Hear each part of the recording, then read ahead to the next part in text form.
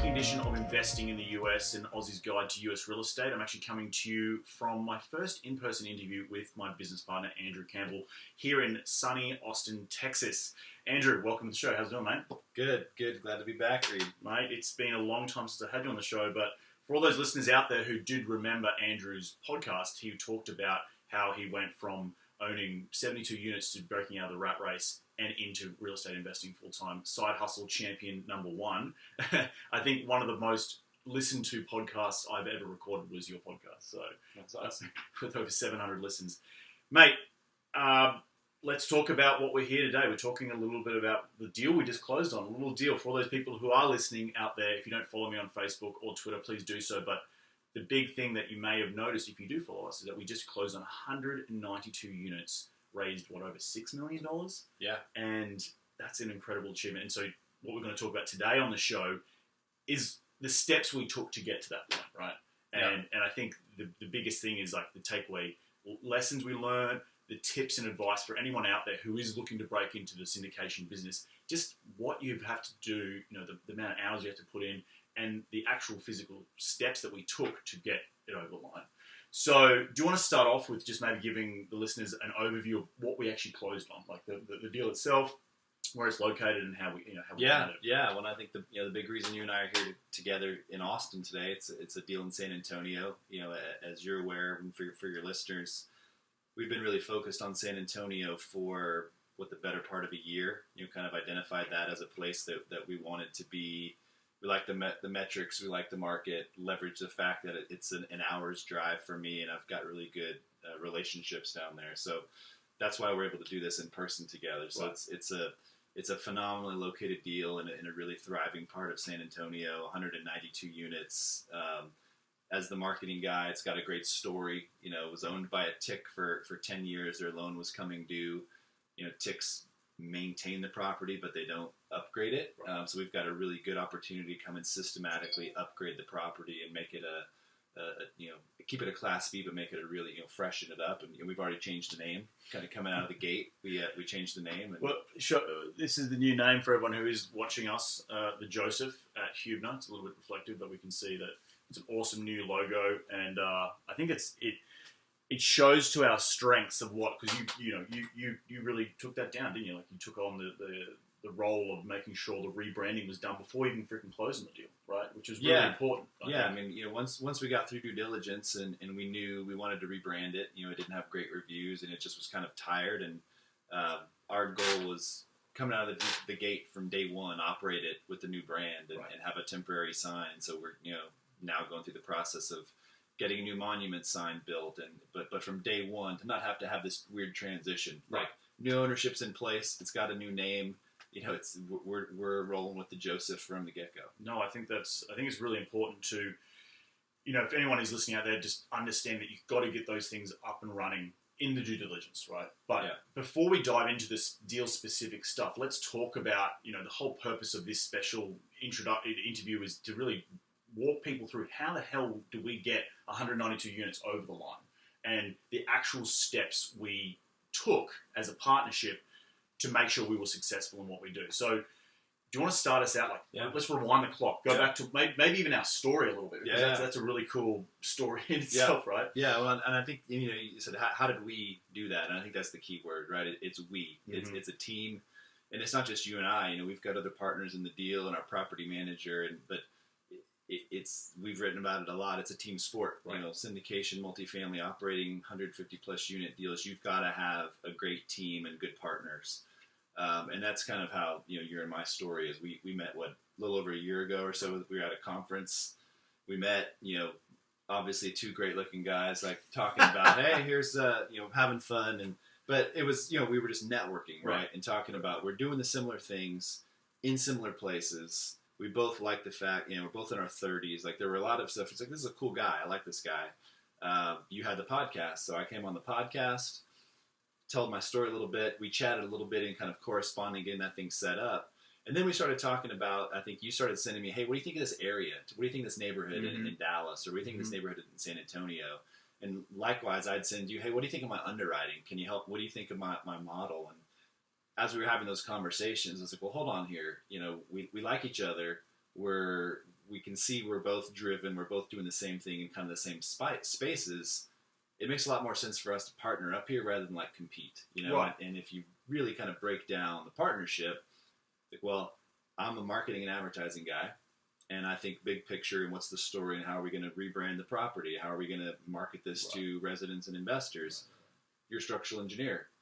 How's this thing built? You know, managing construction processes, like skill sets that I didn't have that you dominate. So I think that was, the more we kind of spent time together and talked through deals, it just was like, man, these are really complementary skill sets, and we should flesh this out a little bit. I think for me, from my point of view, like partnering with you is really important in terms of the boots on the ground. Yeah. I think like you being physically located in Austin, close to the markets where, you know, something that I live in LA, I don't have the freedom to go to the deals all the time. In saying that, it also helps us be disciplined, right? Yeah. You get to see it. I deal with the underwriting, and I don't fall in love because I don't know, I haven't seen the property, right? You're like, yeah, it's a great property, blah, blah, blah. And it's always great to see properties. But from an underwriting point of view, I can remain conservative because I haven't seen the property. I don't fall in love, if that makes sense. So I can be, I don't want to say disciplined, but it just brings, it makes a physical barrier where I can't physically go to the property, and I just have to rely on the numbers. And that's really, really important, I think. And I tell people too, I think where it's working for us, it's where the art and the science come together. Right. You're the science and I'm the art. And I've walked the property, and I'm like, we need to get this initial offer. And obviously you're coming on site before we get through to win a deal and on due diligence, et cetera. But it's, well, here's what we can do. Here's where this thing's located. Here's the intimate local knowledge I've got of that neighborhood and what's happening around it. Right. And then we can have that conversation as we're doing the underwriting. Well, we can be a little bit more aggressive here. Maybe we should back off here. I mean, you want to talk a little bit about the conversation yesterday? We were walking a new deal and talking about, well, you really like the numbers, and we were talking about the neighborhood, right? Right. Yeah, I think that's when I see a deal, you know, my role in this relationship is, in the partnership is to be the underwriter and manage the analysts that we have, right?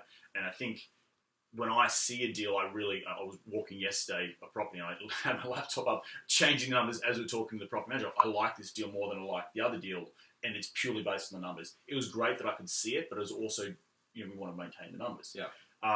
So I think that's really important. But let's talk about a little bit just how many deals we had to go through, you and I, to get the Gables, now the Joseph, under contract. Like that was huge, right? Yeah, I mean, it was, and if you go back to the very beginning when we just first started sending, I'd send you a property, and here's my underwriting, and you'd ask me some questions. And if we include all those, it's north of 50, right? I mean, we offered on a few, and I also say, I think our business strategy has been, we probably looked at 50 deals, maybe really underwrote 30 of them. We only offered on like 5. Like we're not offering on, we're not offering on a lot. And of those 5, there were 3 of them that we felt really good about, that we really said, look, this is a good deal, and this is a deal we really want. Sure. And we got one.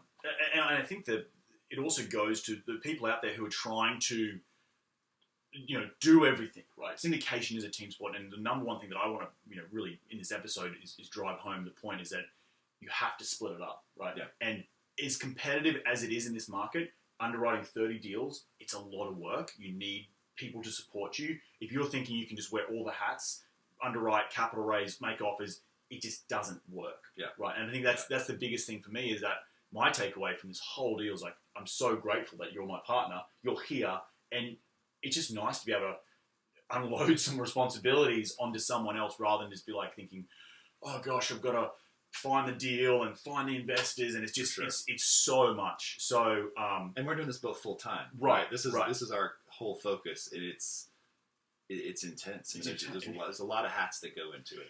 And I think when we first met, my goal for at least 2017 was to close on 400 units, right? 100 units a quarter. We didn't even hit that, and I think that goes back to the amount of deals we saw, and talked a little bit about how we actually lost this deal originally, right? Yeah. That was, out of all the deals we underwrote, we said 5 to 10 offers. We came close on a couple in Dallas, Fort Worth, best and final on a couple of ones, but we actually lost this deal originally, right? Yeah. So we, made best and final, had a great seller call, felt really good about it.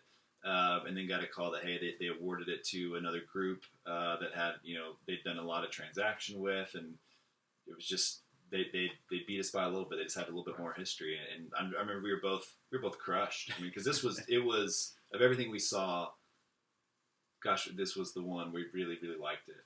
But it was, so we kind of licked our wounds, and we're looking at a couple other deals. I know we actually even had, I remember we got a call back about 3 weeks later, and the broker said, hey, the other buyer, they didn't sign the PSA. They had 1031 equity that evaporated, went to another deal. So they're out. Right. And if you guys are still interested and your terms are still good, it's your deal. We're not going to take it back out to any of the other groups. So it's not competitive.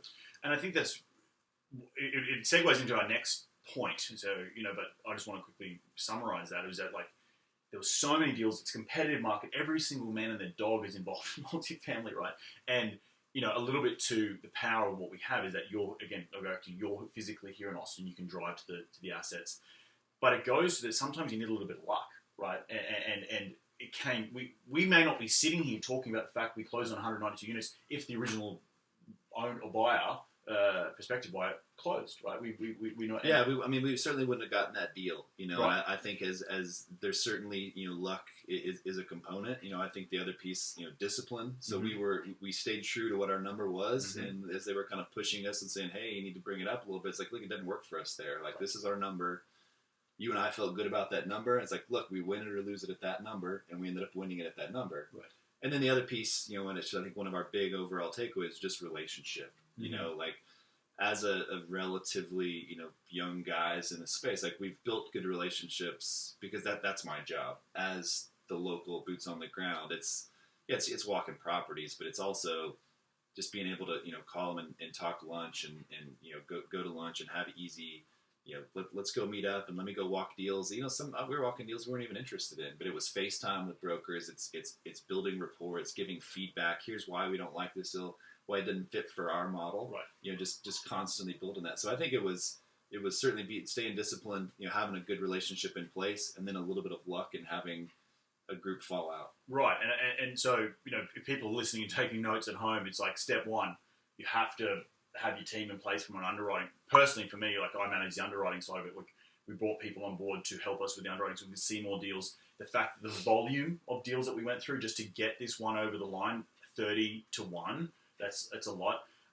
But then you just, it segues into our next point, which is broker relationships, right? Yeah. And so talk to me a little bit about how because you really are the broker relationships guy, that your boots on the ground here, we've said it a number of times, but what did you specifically do, or what was your vision to go out and make sure you stood out to those brokers, right? Because every man and their dog's in multifamily, How did you separate yourself from the pack? I mean, I think it's just trying to be authentic, and for me, it's be true to who I am. It's be, tell my story. What's my background in real estate? Why am I getting into this? What properties do I own? Right. Who my partner is? What's our story and relationship? And then the thing I always tell them, look, the thing that I'm going to always do, and I'm going to be responsive. I'm going to be transparent. Mm-hmm. So what are we thinking? Here's why, and I'm always going to give feedback. Whether we think it's terribly overpriced or it doesn't work for us or whatever. I want to be somebody that's bringing value to you as well. And if you've got this thing listed, I want to tell you why we think it does or doesn't work for us. Right. And then it's FaceTime. I mean, it's really, building personal relationships to where you can, text them and go play golf. How's your kid? It's been sick. Like, getting to that level, but it's just something I genuinely care. Like, there's a bunch of nice guys. Right. And I think from a relationship standpoint, we've talked about that a little bit. Like, I grew up in Texas, right? I grew up in Austin. Most of the brokers that we're talking to are Texas guys. Right. So there's an inherent sort of, like, as an Aussie, number one, but even as a guy from California, I think there's just a little bit more disconnect where I can just, we build good relationships because we just, we're local guys. We like dealing with locals. Yeah. And that, to me, that's hugely valuable. Like, and as we were, circling back to 12 months ago when we first met, your value in that sense, like, I didn't have that. I'm not from Austin. I'm from Australia. How do I break down those barriers when someone hears me on the phone and is like, oh, you're freaking Australian? Like, you need the boots on the ground, and partnering with someone like yourself has been just, leaps and bounds has taken us forward as a group, and something I'm very, very grateful for. So, and I think a key piece on that, just talk about how do you break in, how do you get a first deal. One thing I just reiterate over and over and over is, look, we're not chasing deals we don't know we can close. The biggest thing we have is our reputation and our relationship, and we're not going to not perform. You award us a deal, this thing will get closed. And I know as we get into this deal a little bit, we'll talk through some of the times that we're like, man, this sucks. Like this is a hit, but I'd really want to push back here. We say, you know what? It's more important to our future relationship, our reputation in the industry with this seller, with this broker, with this lender, to not be a pain in the ass.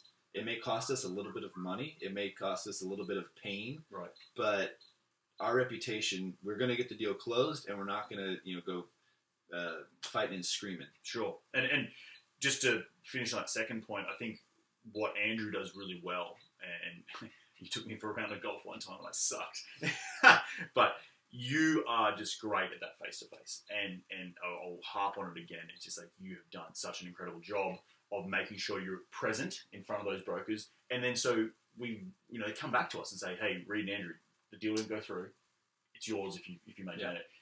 Someone who's living out of state, if it was just me by myself, I probably wouldn't have got that phone call back, right? But because you're here, it was very important that you got the phone call back, and people. It's to your credibility that you're professional and that you're you hustled, but also people took you seriously, which was really important. So I think that is how we won this deal, and it's thanks to you.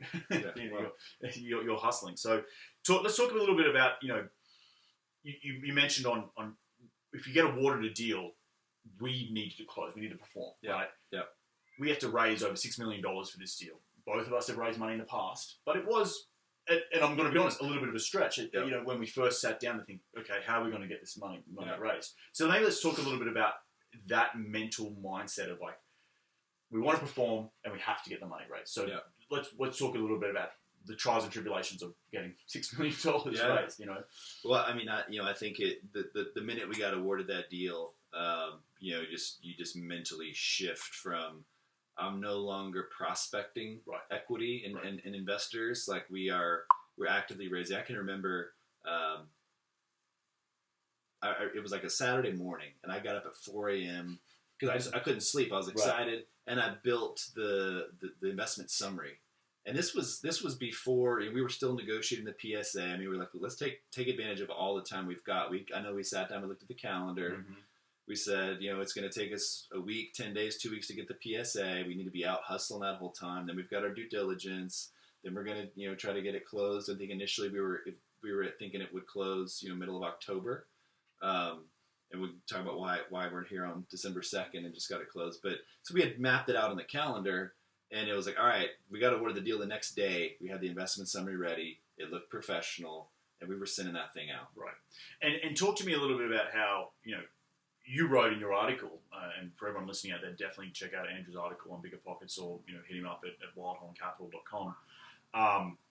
That just how much it goes. You have a live deal, and how much you can test your network. Right? We all talk about capital raising, and you got to sit in front of you got to prospect, you got to example deals, and flyers and all that sort of stuff. It's all well and good in theory. Yeah. But there comes that sort of chicken and the egg moment where you're like, oh crap, I've got to raise $6 million. And having a live deal, how that flexes your network, right? I think it really does a lot of things. It legitimizes you in the community. Mm-hmm. But if you think about just sort of the broker community, like, oh, you guys got that deal. I know the Gables. Every broker's seen the Gables. Mm-hmm. Every lender's like, oh, you got awesome property managers that are calling us. It's so that's been great. But just from an equity standpoint, having a live deal, and this was not our first raise, right? We've each raised money for other deals, but saying, look, here it is. Here's the story. I'm not talking, we buy value add deals in B+ neighborhoods. It's like, no, here's the address of the property.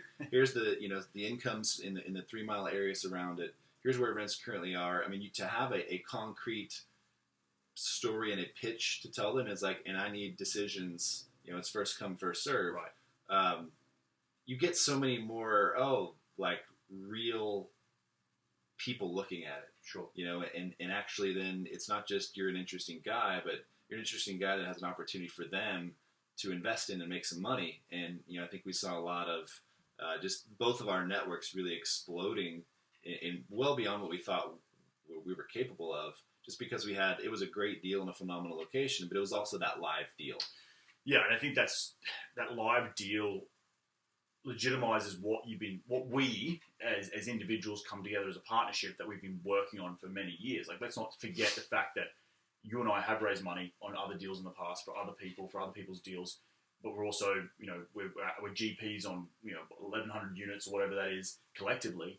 So there's experience there, but we've also been very much focused on building out our network, and you're having those conversations, and having a live deal just makes it so much more tangible, I think, rather than just like, oh, this is an example of what we could do. Now you actually have one. Here's real numbers. And it's funny how people become like okay, I'm interested. Yeah. Right? It goes from kicking tires to serious guys. Like, I want to invest $100,000. Well, and conversely, you figure out who was a fence sitter, who wasn't, you throw a live deal, it's not for me, or right. It really quickly shuts you down. And that's all valuable learning, right? I mean, you've got your sort of prospective investor database, and you've got the guys that invested with you in the past. But when you have a live deal, it really allows you to be out there. And I think the other thing we did, not just thinking about this deal, right? We need cardinal rule. We're going to close. Right. We are going to find $6+ million.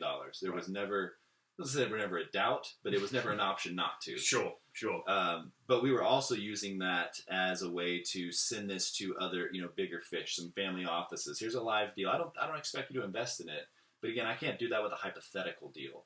So we were using, and I wrote about, like, you're never as busy as when you're trying to get a deal closed and get the money raised, but it's never a better time to go grow your network, because I'm always thinking about the next deal. Sure. And so we were able to use that to shop it and build relationships that will pay off in the future. And I think that's so important when you're building. One of the brokers said was skins on the wall, right? Yeah. Having a skins. We've already done deals in the past, but those skins on the wall. First deal in San Antonio. First deal in San Antonio. It's a different market. So it was that we were breaking into somewhere new. But in saying that, now you have a skin on the wall in the San Antonio market. It just legitimizes us as a partnership, and what we're trying to achieve. I think that's really, really important. Talk to us about just some of those, the process in which we went through to raise it over $6 million. And it wasn't just the fact that we just mentioned. We'd raised money in the past. So, many people probably listening to this will think, well, how would I just go out and raise $6 million? It's been many years. And I really want to state that this podcast, what you've done, what I've done, it's been growing to this point. And it's not just, there's always that nervousness of, well, can you raise $6 million? But then also legitimizes the fact that you spent all this last 2 years building out a platform. So talk to me a little bit about the platform you've built, and what you did specifically to build out your network and your database of investors.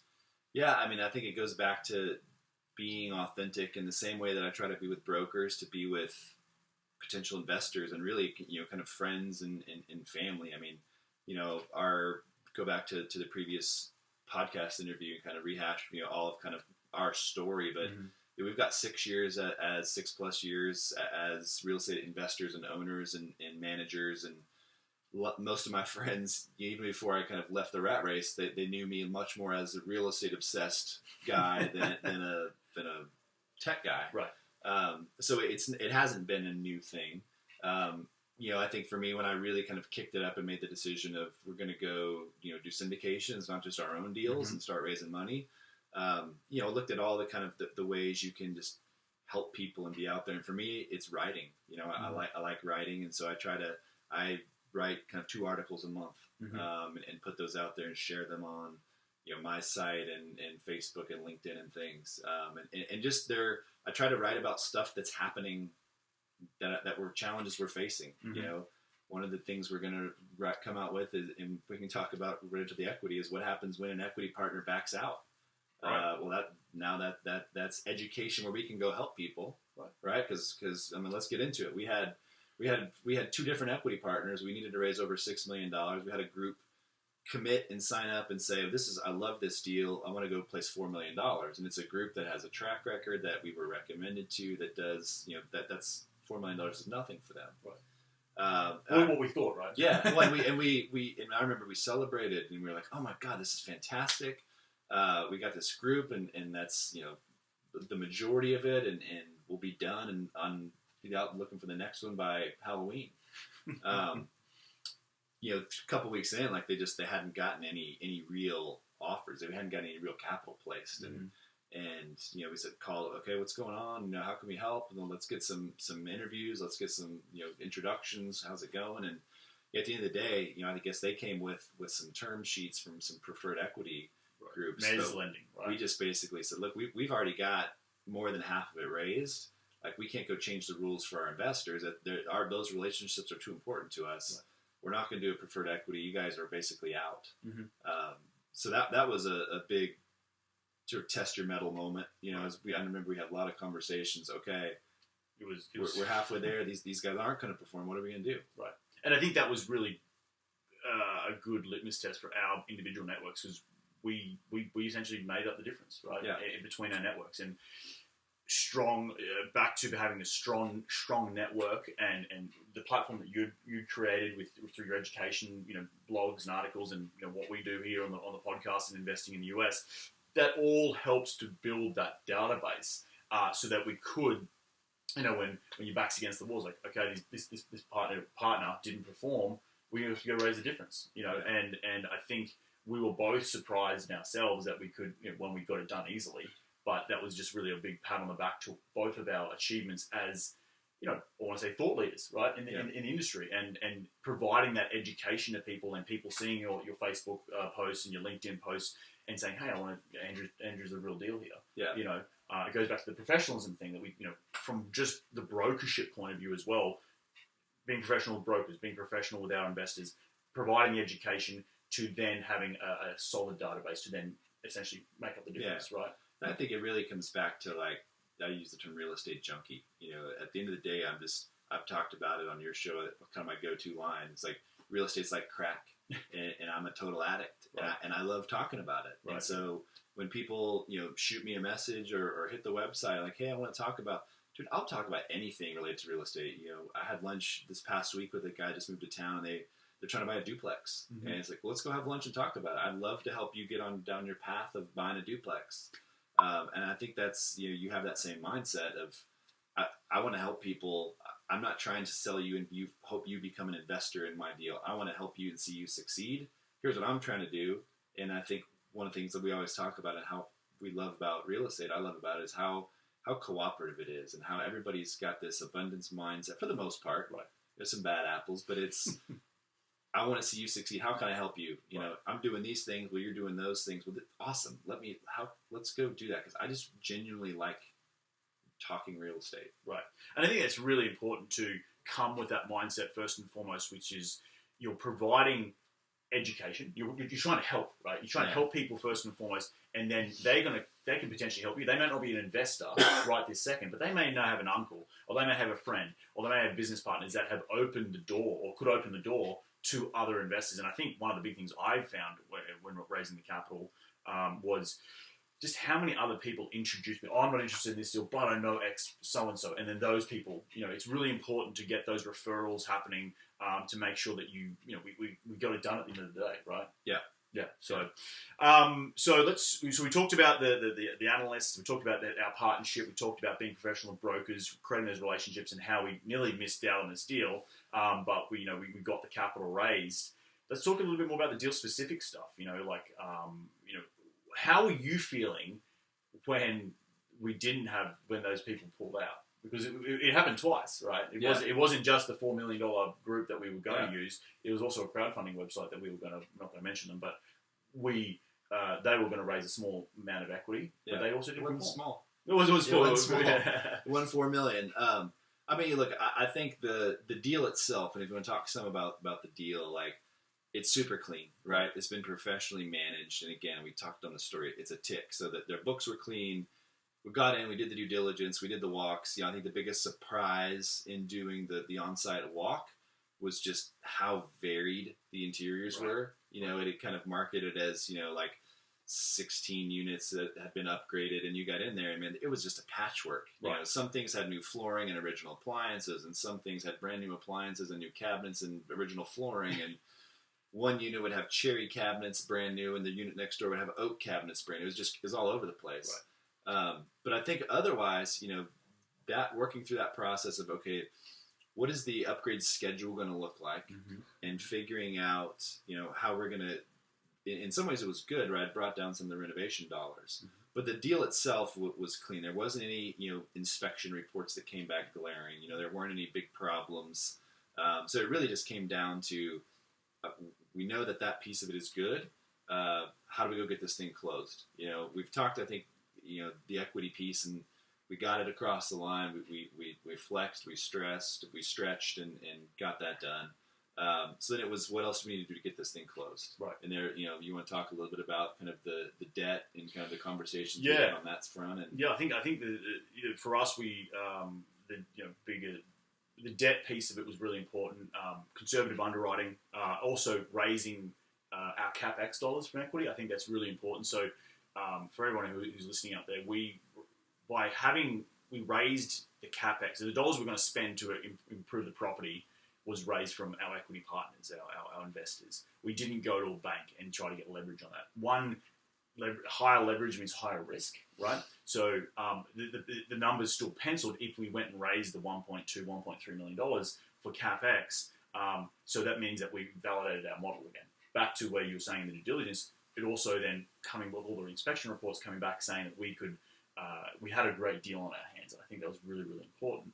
But from a debt point of view, having low leverage allows us to still make the deal pencil, which is fantastic. We're in control of the CapEx dollars, not necessarily a bank, because sometimes banks, particularly if you do bridge lending, will breathe down your neck if you haven't spent the dollars.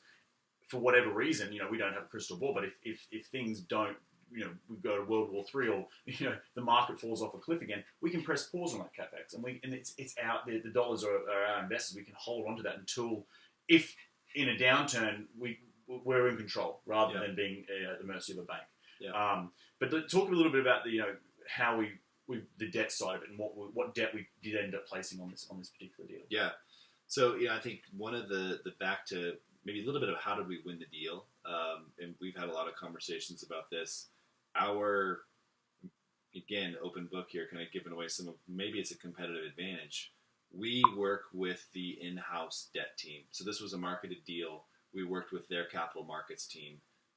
The thought process being that it gives them another layer of certainty that we can close, because the broker and the lender are in communication and sit right across from the hall from each other. So that was, we strategically said, let's go with the in-house group. We happen to really like them. They're great guys and been a good resource for us. But, you know, that's we went down that path. And then we talked about, you know, which product do we get? You know, so we were fortunate enough to be the property qualified, and, you know, our team qualified for agency loans. So we got Freddie Mac loan, and we went with the green program. And then the conversation was really, do we want, you know, 7-year, 10-year? Do we want fixed rate, floating rate? You know, we opted for a 7-year fixed rate. The thought process was, there's been a little bit of uncertainty in the market, you know, in our what's happening with rates. Back to the marketing piece and marketing this to investors, everybody's comfortable with a fixed rate. You know, that's what people have on their homes. It's easy to tell that story. We've got a 7-year loan. Our business plan is 5 years, right? We want to be out of this in 5 years. It's the right window based on sort of the defeasance schedule and the life cycle of the loan. 5 years is a great time to get out of that product.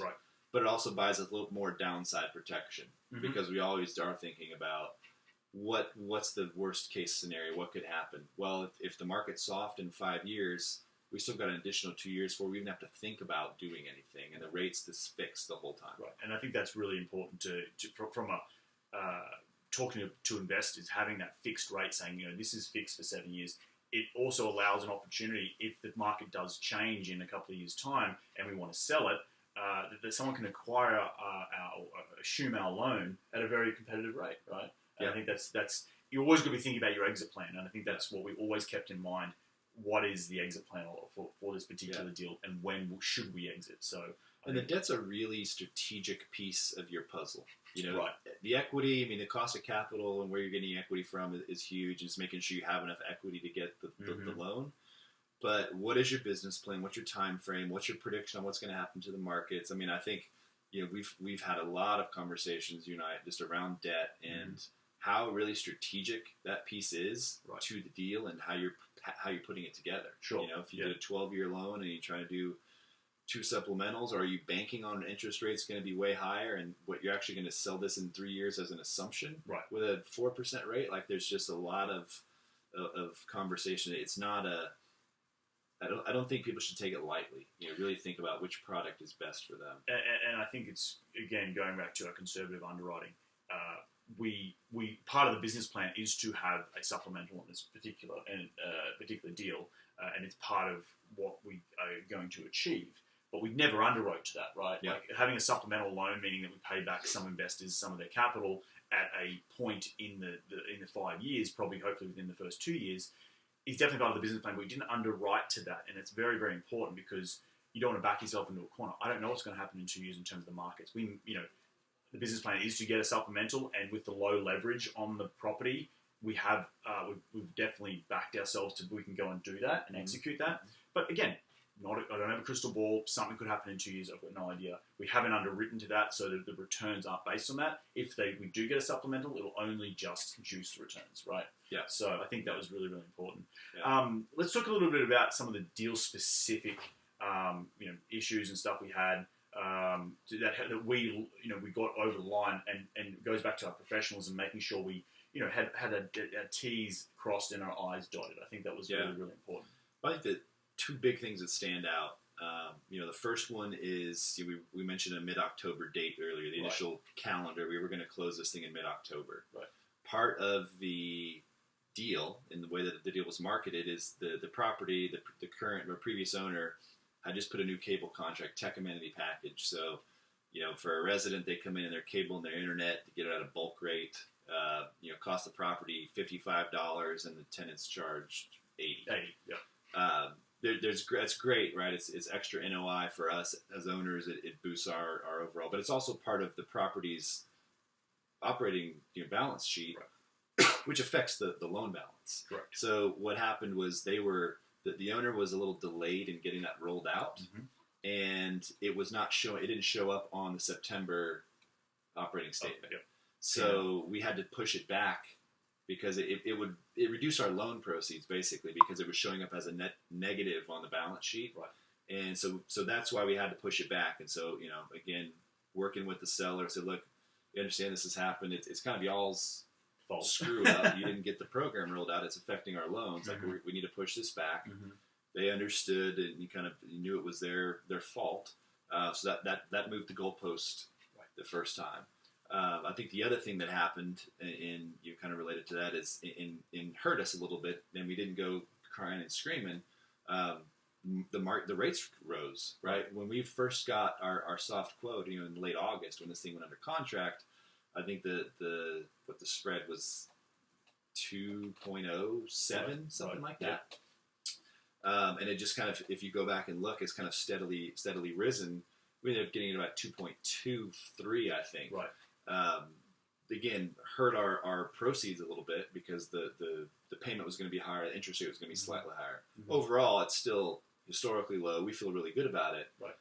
But when that goalpost got moved from October 15th to October 15th to November 15th, we didn't know the rates. Sometimes the market's going to work for you, sometimes it works against you. In this case, it worked against us. We didn't go and throw much of a fit and say, look, you guys have cost us. We now need to lower our purchase price. Right. And I think largely because we did underwrite it very conservatively, and we knew that this was an active owner in our markets. We wanted to have a good relationship with them. We wanted to be a smooth transaction for everybody. And that's, I think, those conversations we were talking about earlier, about you and I were having, look, let's get this closed and let's be a good buyer. Right. We said, all right, let's take our lumps. We've underwritten conservatively enough. Like, it doesn't not going to affect it. We're raising the capex. We've got the money. Let's take our lump and move on down the road. And I think that is really important. Like, these are just part of the risks that you getting involved in any real estate deal. Things can shift, things can change, and particularly when you're dealing with an agency loan, it's tied to the stock market. So the stock market moves, it affects your loan proceeds. Treasury market. Treasury market. Remaining conservative with your underwriting allowed us to not affect our returns to our investors, right? Yeah. And so that was really, really important. Again, raising capex from equity, having an operating fund that we over-raised for to cover the difference. So it was really overall, back from an overall underwriting point of view, remaining conservative, but also we're a little bit at the mercy of the markets, which is a lesson learned. But moving forward, it didn't affect us at all. Yeah. Some of the last minute things we had on the lender's side, which caused us a little bit of headache towards the end there, which also pushed it a little bit further. Yeah. There was a first push because the current owner, the seller, didn't have implemented the cable contract. The second one, talk a little bit about the second one for all those people out there who nuances of easements. Yeah, and I think I remember we had a conversation that the long story short is 2 days before we were supposed to close on the November 15th. So the lender's attorney said, "Hey, you got to get an easement on this survey, on the new survey we just had run." And I, okay, tell me about that, and why are you telling me about this now? Mm-hmm. You've had this survey for 4 weeks, Right. 5 weeks. Right. This has been sitting on your desk. You guys have made comments on it. Mm-hmm. I remember the Friday before this, I had a call with the lender, with our contact, and saying, "Look, I want to make sure everything's lined up. We're going to close this thing next Wednesday. My concern is we've got attorneys. You guys have attorneys. Seller has attorneys. There's too many damn attorneys involved. Something's going to happen." Right? It just always does. Right. And it did. Mm-hmm. And so then it became, I think, a real team effort. And it wasn't just us. In fact, we probably, maybe bore a lot of the stress. But as far as, the broker and the lender and everybody trying to figure out what this easement thing's all about. Like, why did you wait till the last minute to bring it up? And then, okay, we're clearly going to have to go get this. Well, who the hell has to sign it? Right. So the broker went down to, we thought the city of San Antonio was going to have to sign it. He went down to their office, sort of unannounced, didn't make a whole lot of friends. Like, I need you to sign this.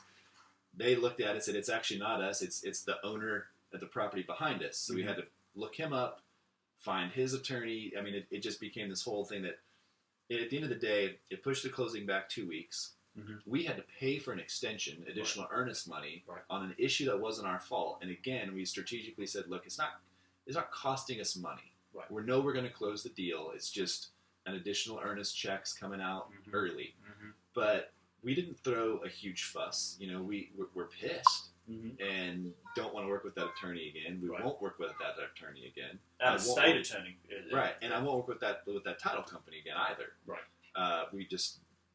We won't. Right.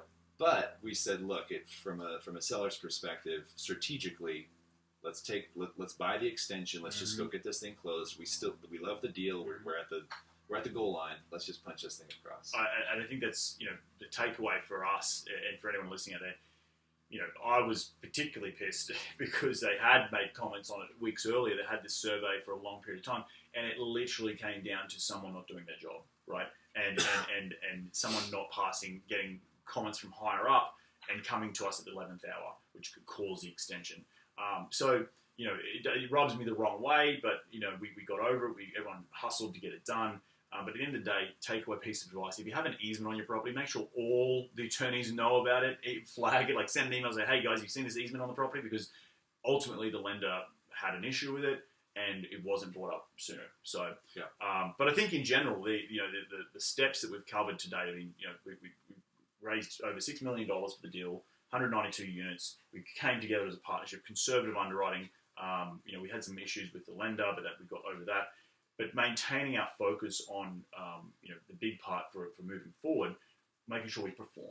I think that was really important because knowing this seller has other assets in the market that we want to potentially buy, right? So talk a little bit about that and how, again, go back to that professionalism all the way through, maintaining that professionalism to make sure that we got a clean, smooth close so we can hopefully get more deal flow in the future. Yeah, I mean, I think it comes back to the fact that we're always talking about this is a relationships business. Right. It's a very small industry, and it's all built on relationships.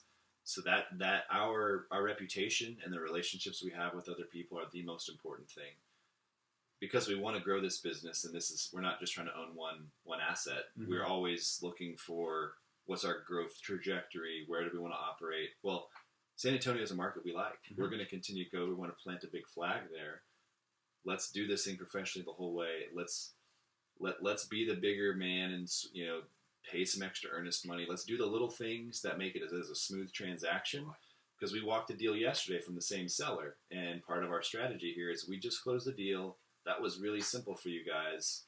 Let's go do it again. Right. And the team, our property management team, we got word on the property walk yesterday. This other second asset this seller's selling, the manager helped with the transition of the Gables, right, or the Joseph, and we got feedback that our property management team was hugely, you know, professional in what they did, and it was just great for us to hear as owners that we had a really competent team in place, and that we got feedback on that. Yeah. And that's only going to help, and that's from one of the seller's on-site managers, so that's only going to get back to the top and help us maybe on this next deal when we submit an offer to ours rises above everyone else's, right? Yeah. Hopefully, right? Yeah. And so I think that was really, really important to maintain the professionalism again, but also maintain the relationship to get it closed.